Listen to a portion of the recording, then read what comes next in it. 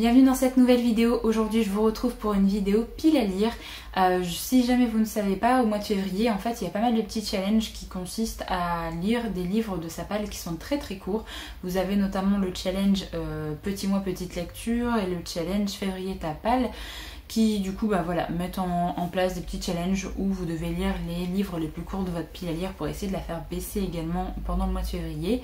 Moi j'ai décidé de participer un petit peu à ces challenges en préparant quelques titres assez courts, mais je pense pas que je vais y participer pendant tout le mois de février puisque je vais potentiellement participer au challenge également Romantasy de Nina Quill, je crois qu'il doit arriver fin février, quelque chose comme ça. Donc je me suis dit que j'allais participer ou faire une petite palle des livres courts que j'ai dans ma pile à lire et que je vais essayer du coup de lire pendant ces 15 premiers jours. Et après on verra bien si je participe à un autre challenge ou pas, de toute façon je vous tiendrai au courant. Je me suis sorti 5 petits titres d'imaginaire déjà, qui sont des versions poche. Alors j'ai pas forcément de novella ou de choses comme ça là dans ma palle. J'aimerais bien m'en prendre parce qu'il y en a qui me font envie, mais j'ai bien envie également de mettre des titres que j'ai déjà dans ma pile à lire depuis pas mal de temps. Donc c'est chose faite, je vais déjà vous présenter un peu le livre que j'ai sorti.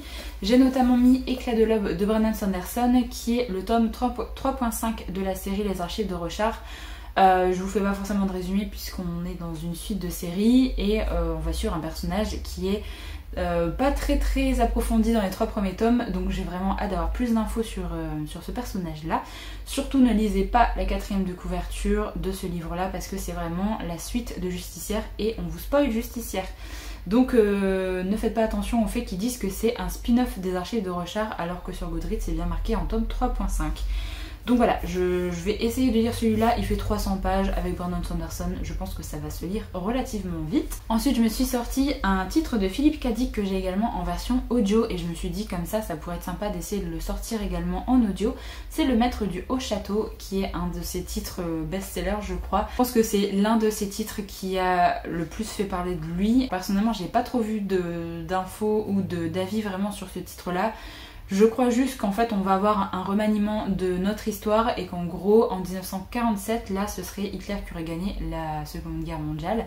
Donc on va suivre un petit peu ce qui va se passer et il me semble qu'on a un homme qui va vivre, qui vit dans un château et qui c'est un écrivain de science-fiction et qui serait l'auteur d'un ouvrage relatant de la victoire des Alliés en 1945.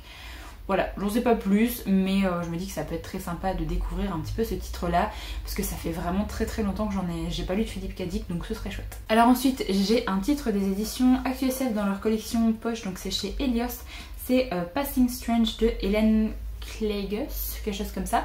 Alors c'est un titre un peu... Je sais pas vraiment si c'est de l'imaginaire ou pas, mais on nous dit qu'on est à San Francisco en 1940 et qu'on va suivre en fait la vie de 6 femmes, mais qui vivent assez librement leur vie, mais elles décident de faire un peu plier la ville des brumes par la force de leur désir ou par celle de l'origami.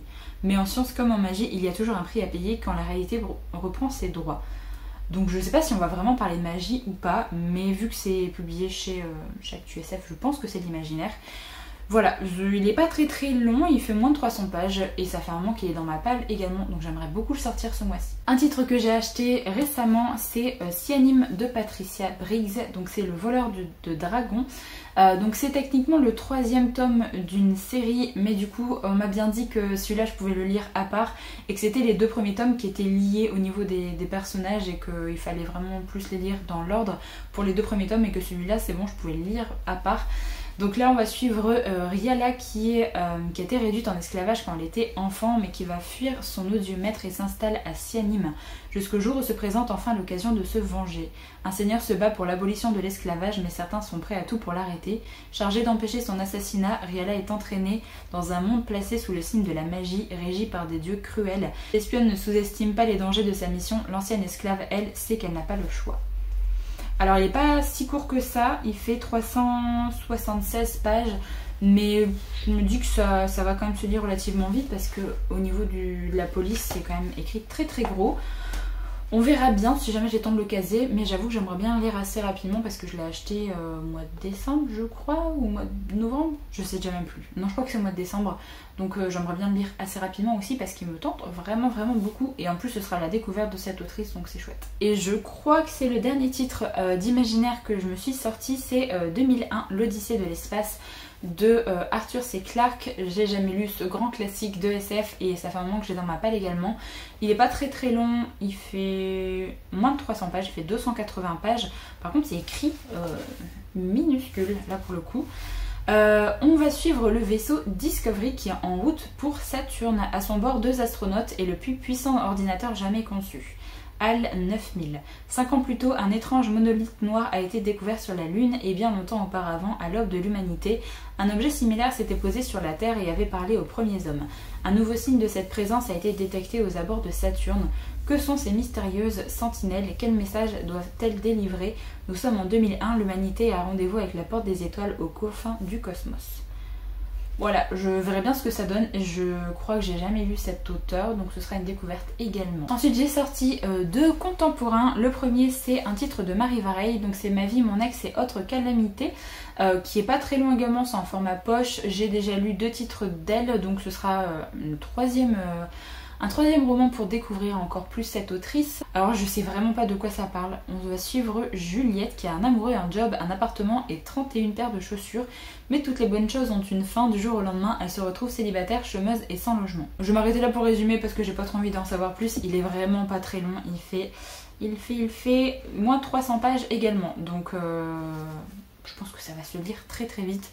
J'ai beaucoup aimé un roman et j'ai été un petit peu déçue par le deuxième, donc j'espère que celui-là je l'aimerais bien, mais en tout cas ce sera une petite lecture assez sympathique je pense. Alors ensuite j'ai également mis un titre un peu contemporain, c'est Ce que j'ai oublié de te dire de Joyce Carol Oates. Je sais pas grand chose de ce titre là, je crois qu'il y a juste quelqu'un qui va disparaître. Et les personnes de son entourage disent qu'ils étaient prévenus mais ils se sont pas vraiment préparés parce qu'ils pensaient que c'était pas vrai. J'en sais pas plus vraiment, le résumé à l'arrière est pas ouf et du coup je ne sais pas vraiment de quoi ça va parler. Mais j'ai entendu de très bons avis sur cette autrice et j'ai jamais rien lu d'elle.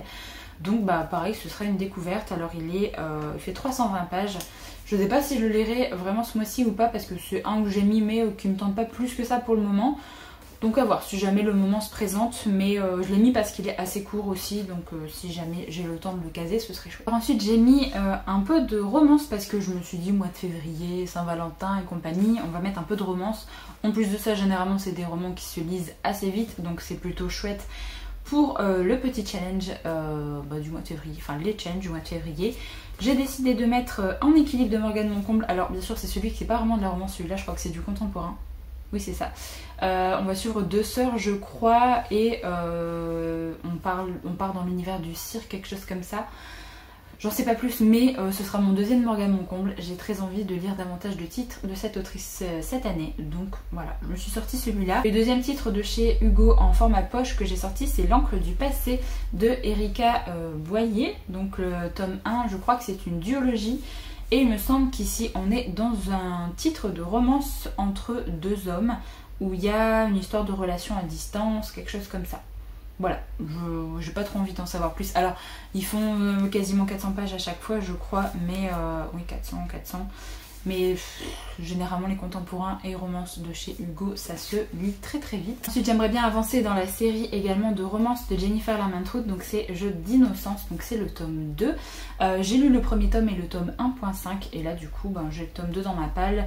Pareil, il fait 400 pages, mais généralement ça se dévore quand même ce genre de titre. Alors pour lire ce titre-là, si jamais vous voulez, vaut mieux lire la série dans l'ordre, puisque il me semble qu'on suit des personnages qui ont été évoqués dans le premier tome, des personnages qui étaient un peu secondaires, qui deviennent des persos principaux ici. Donc je vais pas forcément relire les résumés parce que j'ai envie de rentrer dedans sans rien en savoir, mais ça se passe à l'université, de la romance contemporaine, voilà, ça va se lire tout seul. Autre titre que j'aimerais bien lire au mois de février, je l'avais mis dans ma pile à lire hivernale, mais j'ai pas eu le temps de le sortir, et là je trouve que la couverture fait très Saint-Valentin. Là pour le coup, clairement s'il y a un livre à lire au mois de février, je pense clairement que c'est celui-là. Donc c'est The Honey Don't List de Christina Loren. On va suivre 2 personnages qui doivent travailler ensemble, je crois qu'ils ne s'apprécient pas du tout, et il me semble qu'on va suivre un petit peu leur relation évoluer. C'est à peu près tout ce que je sais. C'est une comédie romantique, généralement un petit peu loufoque avec ce que Christine et Lorraine peuvent faire. Il fait 300 pages en grand format, c'est pas écrit très petit, donc je pense que ça va se dévorer aussi. Et vraiment la couverture avec le petit cœur rouge comme ça, voilà. J'ai oublié de mettre un titre d'imaginaire tout à l'heure et c'est le dernier de cette petite sélection que je me suis faite pour les 15 premiers jours de février. Alors je lirai pas tout, ça c'est sûr, mais j'aimerais bien piocher là-dedans puisque c'est les titres qui sont les plus courts de ma palle. Donc autant piocher là-dedans et essayer de faire baisser un petit peu ma pile à lire en même temps. Là j'ai également mis le premier tome de la série Kate Daniels, donc c'est Morsure magique de Ilona Andrews. Parce que c'est un titre d'urban fantasy, que ça va se lire très très vite, généralement ça se dévore ces titres-là. Je sais plus de quoi ça parle, vraiment j'ai plus envie de savoir de quoi ça parle, j'ai l'impression d'avoir vu passer cette série vraiment partout, mais j'ai pas envie de relire le résumé. En plus il y a moult de trucs à la fin pour les personnages, donc il s'arrête à la page 316. Donc il est vraiment pas très long non plus. J'aimerais bien démarrer cette série parce que je voulais la démarrer, voire bien l'avancer cette année. Donc autant directement la lire dès les premiers mois de cette année parce que sinon ça va repousser encore jusqu'à je sais pas quand. Donc comme j'ai les 2 premiers tomes en plus dans ma palle, autant directement commencer à découvrir cette série dont j'ai entendu vraiment beaucoup de bien. Donc voilà, j'ai terminé de vous présenter un petit peu les livres dans la petite sélection de livres que je me suis faite pour piocher pour les challenges Petit mois petite lecture ou février ta palle. J'aimerais bien lire un maximum de ces titres là pendant les 15 premiers jours de février et après on verra si jamais je participe à un autre challenge ou pas. Mais j'ai très envie de lire pas mal de ces titres, donc je vais essayer de me focaliser là-dessus et peut-être acheter quelques novellas qui me tentent bien. Il y a quelques titres chez Le Bélial qui me tentent bien, ou alors des titres également de La Talente qui sont vraiment très courts. Donc voilà, on verra bien. De toute façon je vous ferai très certainement un vlog ou deux, peut-être un vlog par semaine pour vous montrer un petit peu mes lectures mes mini-lectures pour ce début du mois de février. Comme d'habitude, j'espère que la vidéo vous a plu. N'hésitez pas à me donner votre avis si jamais vous avez lu une des lectures que j'ai présentées dans la vidéo. Je vous remercie d'avoir regardé la vidéo jusqu'au bout. Je vous retrouve très bientôt dans une prochaine. Donc en attendant, prenez soin de vous.